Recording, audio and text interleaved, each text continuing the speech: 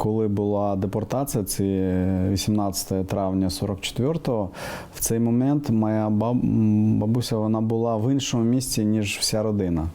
І там нікого не спрашували, де ти, що ти там. Її депортували з одним ешелоном, з-під Бахчисараю, а родину з Акмечеті, з Сімферополя іншим ешелоном. Вони попали за 300-500 кілометрів в Азію, в різні області.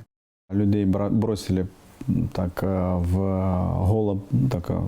голе місце, там степь, де нічого. І многі повмирали від болезні, від голоду, от та бабуся розказувала. І вона не могла знайти свою родину. Тоді їй попався так місний такий начальник лісгоспу.